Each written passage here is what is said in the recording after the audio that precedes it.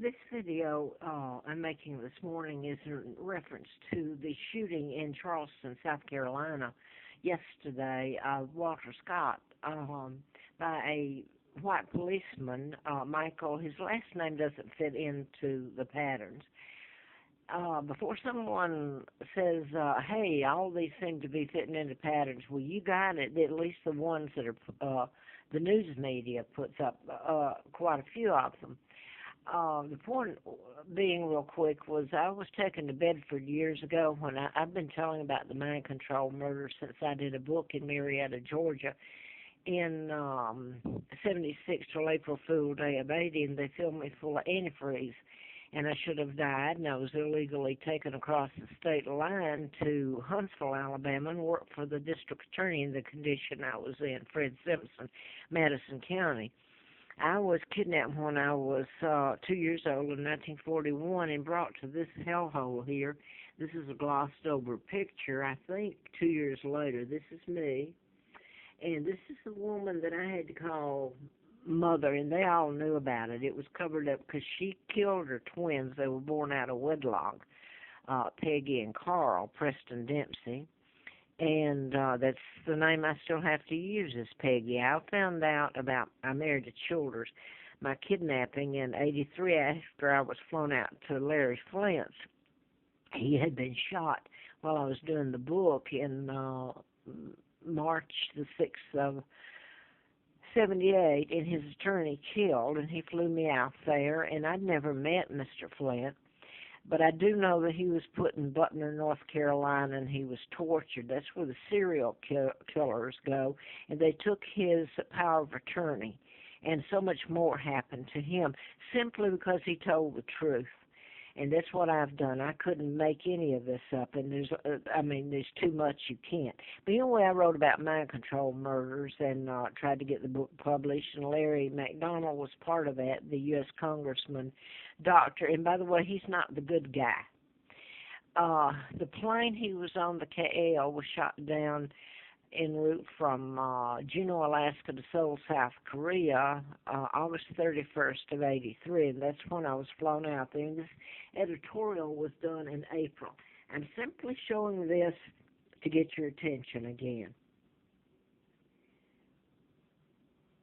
He says I knew who was responsible for his shooting, and mind control murders are invisible. So these were deliberately done over a period of time, like the Virginia Tech, August the 16th of, '07, and I could go on. Mark David Chapman shot John Lennon while I was working for the DA in November of 80. So I could go on with it, but the point I'm making is the shooting in Charleston, South Carolina. The policeman, Michael, his last name doesn't mean anything in it. It's other things that form the pattern. And the Scott, the last name Scott, of the victim, both of them are victims. And this is what really, I've been threatened, and I'm, I don't know if I'm going to be handcuffed and locked up to where for telling the truth.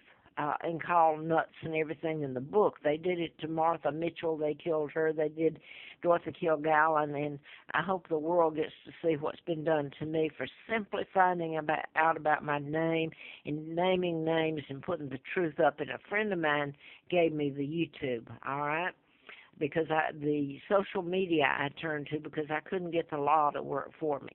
I will say this, though. The law, you have to have the law. And a lot of this has been, how can I say it, pre-done, pre-set. If you don't believe it, I don't know, you're going to find out one day. You're not immune to it either. When I say that, I have to edit everything. I just mean that Edward Snowden just touched the tip of the iceberg on it. What I've been telling goes way back past the Wayne Williams murders. It had nothing to do with them being black. It fits in the patterns. It's the color black.